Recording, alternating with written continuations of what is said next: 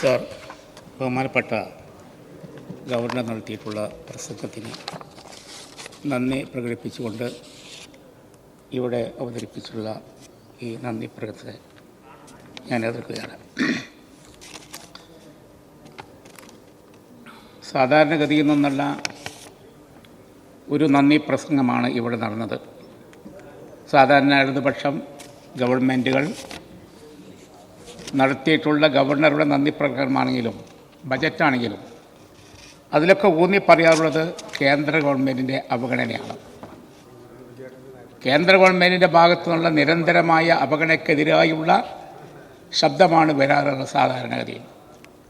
ഇവിടെ ബഹുമാനപ്പെട്ട ഭരണകക്ഷി അംഗങ്ങൾ പ്രസംഗിക്കുമ്പോഴും കേന്ദ്ര അവഗണനയെ സംബന്ധിച്ച് ധാരാളം കാര്യങ്ങൾ പറയുണ്ടായി. പ്രത്യേകിച്ച് നമുക്ക് വയനാട്ടിലെ ദുരന്തത്തിന് ശേഷമുള്ള പ്രത്യേക സാഹചര്യത്തിൽ ചേരുന്ന സഭയിലെ ആദ്യ ഗവർണറുടെ പ്രസംഗമാകുമ്പോൾ സ്വാഭാവികമായും കേന്ദ്ര ഗവൺമെൻറ്റിൻ്റെ തെറ്റായ നയസമീപനങ്ങളെ സംബന്ധിച്ച് പറയുമെന്നാണ് നമ്മളെല്ലാവരും വിചാരിച്ചത്. അതിൽ നിന്നൊരു വ്യതിയാനമാണ് ഈ പ്രസംഗത്തിൽ നമുക്ക് കാണാൻ കഴിയുന്നത്.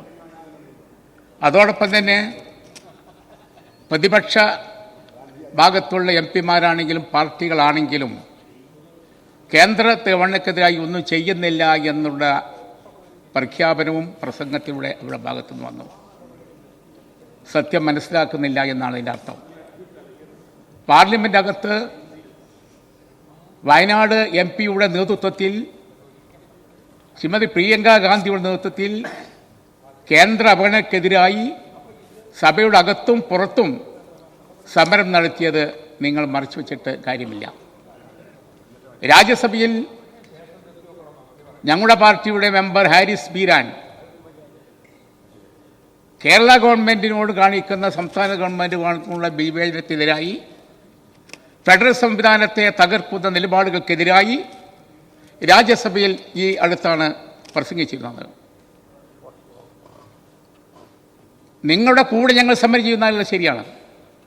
പക്ഷേ സംസ്ഥാനത്തിന് കിട്ടുന്ന ന്യായമായ വിഹിതത്തിൻ്റെ കാര്യത്തിൽ ഉറച്ച നിലപാട് UDF-നും പ്രതിപക്ഷ കക്ഷികൾക്കുമുണ്ട് എന്ന് നിങ്ങൾ സമ്മതിക്കണം.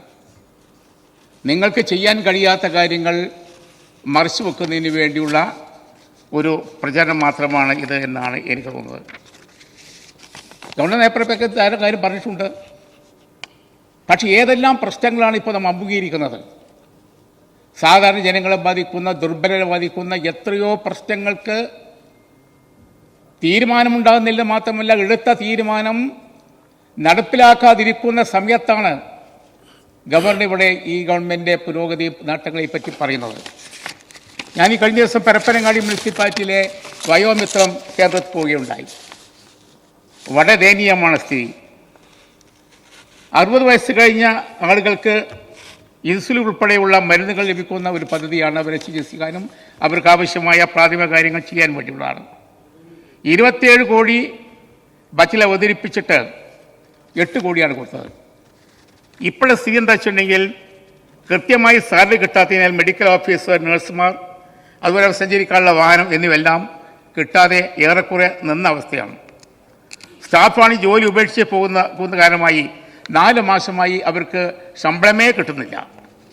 മരുന്നുകൾ കൃത്യമായി ലഭ്യമില്ലാതിരിക്കുന്നു.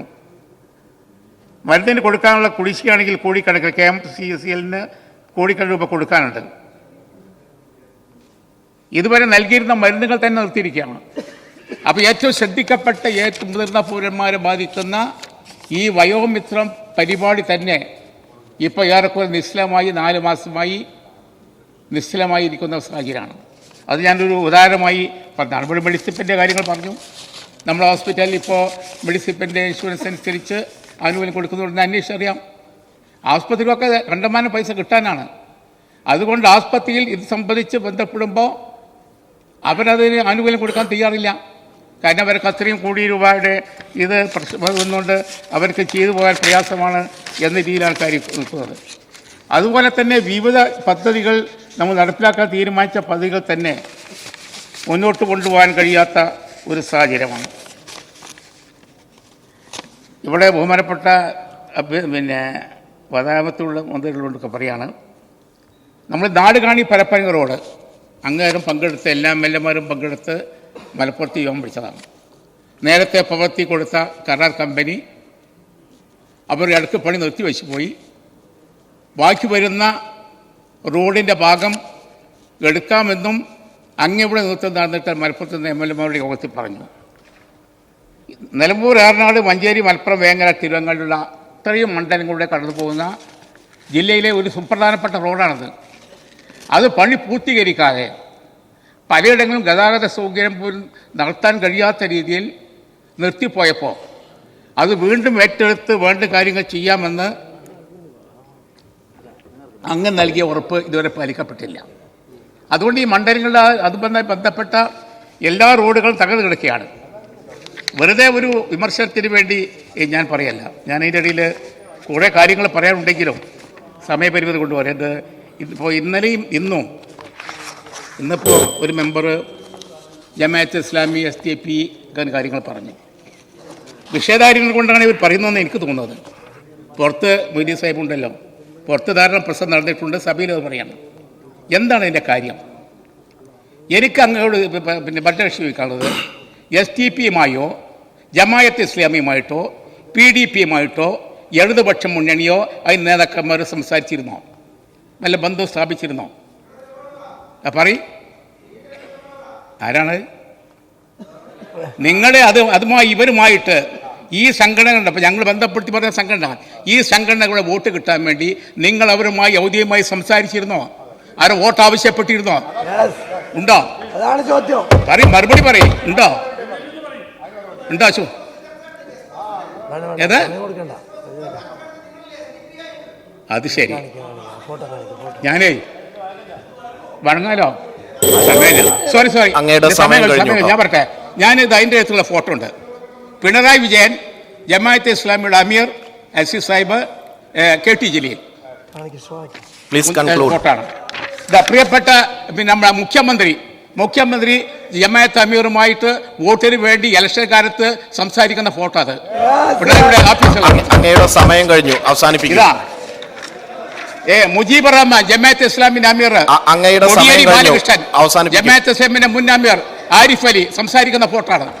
നിങ്ങൾ ഇവരുമായി സംസാരിച്ച് അവരുടെ വോട്ട് വാങ്ങിയതിനു ശേഷം ലോക്സഭാ തെരഞ്ഞെടുപ്പ് വരുമ്പോൾ നയപരമായ സമീപനം സ്വീകരിച്ച് UDF വോട്ട് ചെയ്തപ്പോൾ നിങ്ങൾക്ക് പരാതിയല്ലേ? നിങ്ങൾക്ക് പരാതി. നിങ്ങൾക്ക് അവസരം കിട്ടിയാൽ ഇപ്പോഴും അവരുമായി നിങ്ങൾ സഖ്യം ചെയ്യും, അവരുടെ വോട്ട് വാങ്ങും. നിങ്ങൾ PDP-ന്റെ വോട്ട് വാങ്ങിയില്ലേ പരസ്യമായിട്ട്? ഇപ്പോഴും വാങ്ങുന്നില്ലേ? PDP-യോട് നിങ്ങളുടെ നിലപാടെന്താണ്? ജമാഅത്തിന്റെ നിലപാടെന്താണ്? നിങ്ങൾക്ക് എന്ത് നിലപാടുള്ളത്? 2 വോട്ട് കിട്ടാൻ വേണ്ടി ഭൂരിപക്ഷ സമുദായത്തെ പ്രീണിപ്പിക്കാൻ വേണ്ടി നിരന്തരമായി കുറ്റം പറയുക എന്നല്ലാതെ നിങ്ങളുടെ മുമ്പിൽ എന്ത് അജണ്ടയാണ്? 7 മിനിറ്റ്